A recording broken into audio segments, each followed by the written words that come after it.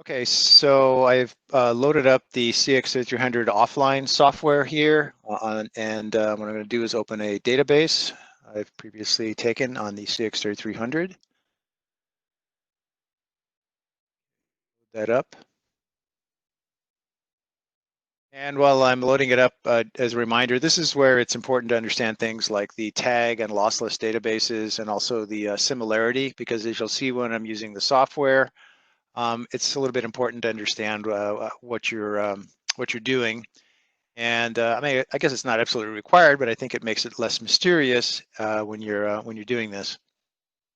So what I'm showing you now is the Waveform Analytics feature. You can see up in the top there, of course, obviously it says Waveform Analytics. And this database was taken over 30 minutes. I have to look at the actual time, but still have like 140,000 plus waveforms, and you can see that about 136,000 of those were identical. Statistics over 97% were the same. If I want to see what those look like, I can just select it or click on that particular grouping, clustering, I should say. And you can see it also goes to the first instance of that waveform. And if I want to go to others, I can use these arrow keys. So this one will take me to the next instance of whatever waveform or waveforms I've got selected. This one will take me to the end, and this one takes me back to the beginning, or this one to the previous waveform. In any case, okay, so you can see I've got right now 9 clusters showing. I can actually change that if I want to. For example, here I can go up here and on the fly, if I want to, I can go to 12. Now that's also going to change the similarity threshold because again, it's gone up. If I have more clusters, I can make the clusters more similar to each other, obviously, so the similarity threshold does increase. Now, for the purposes of this demo, it's actually easier, I think, to just stick with the original 9 clusters. So I'm going to go back to 9. The similarity went down. Real quickly, just mention also that this is the tile format. You can also look at these in a list format if you want to. I don't actually like it as much personally. I kind of like the tile format because I can see everything at once.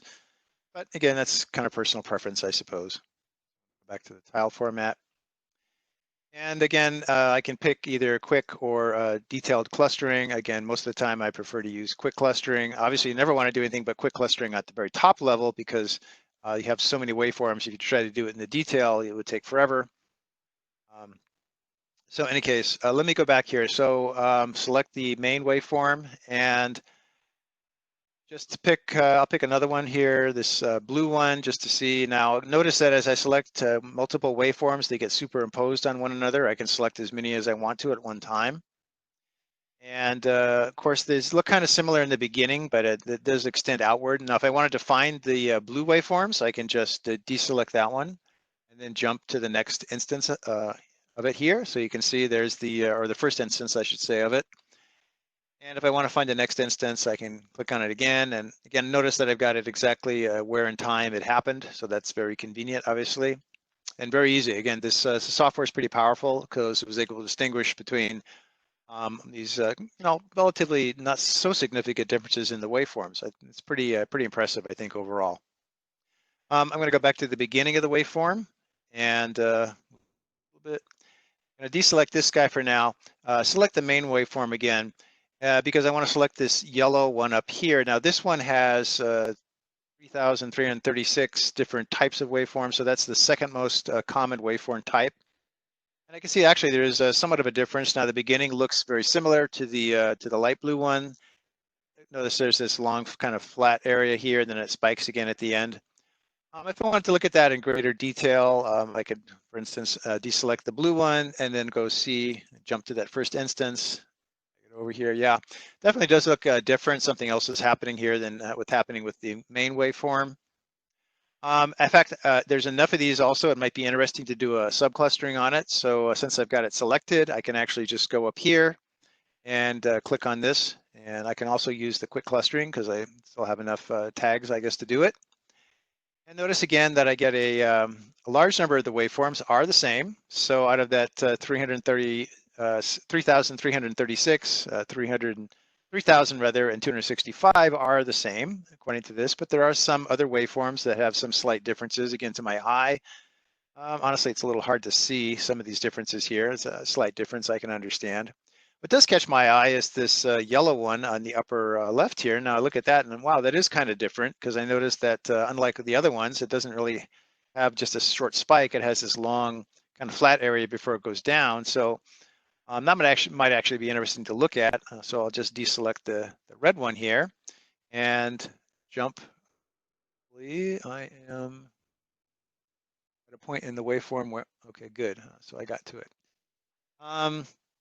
So pretty far along in the waveform, this did happen. And again, this is one time out of the 140,000 odd waveforms. So it's fairly impressive that the software was able to allow me to very quickly locate this sort of anomalous waveform here.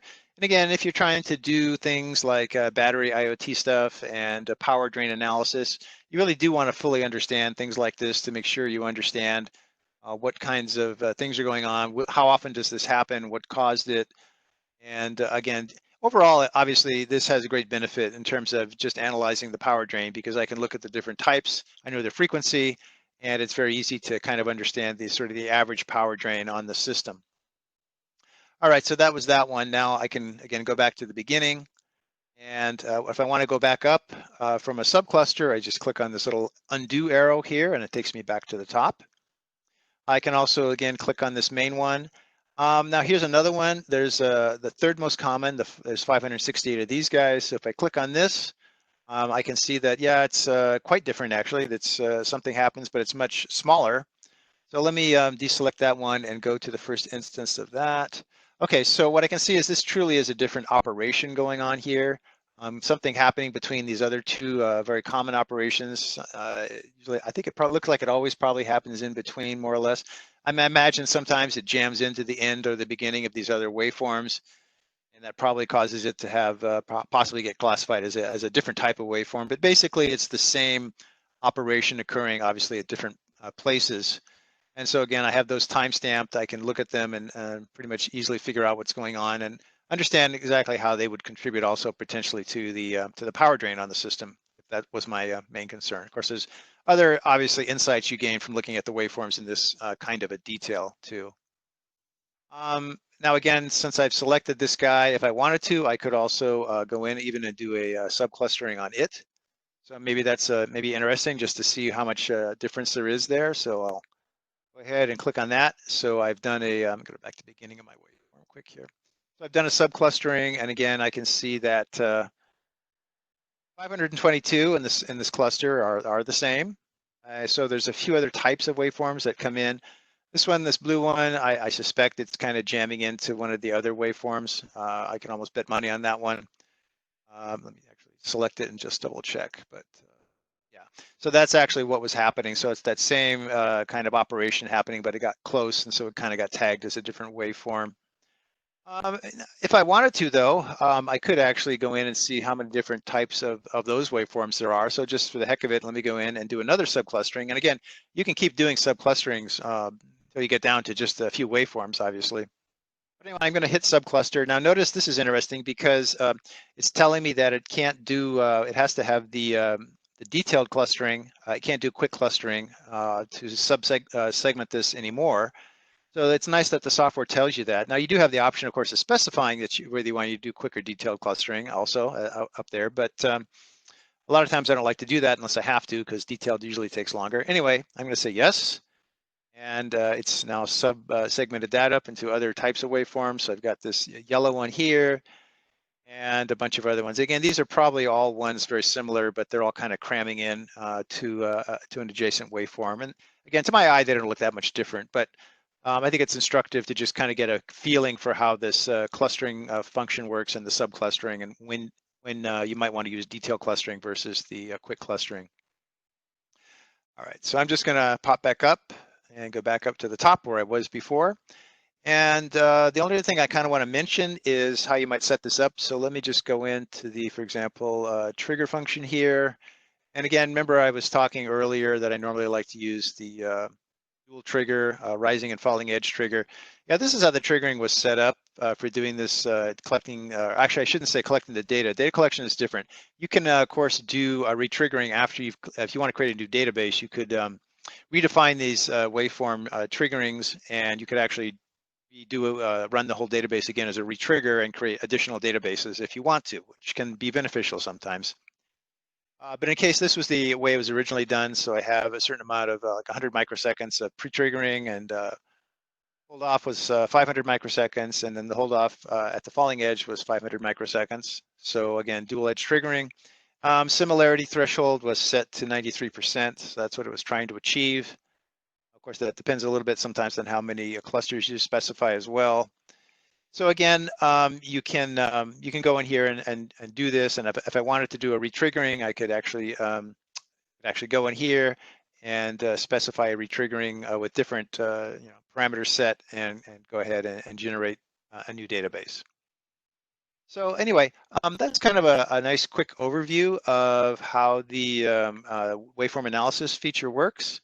And so I'm going to end the demo for now, and later on, if you have any questions, I'll be available to answer them.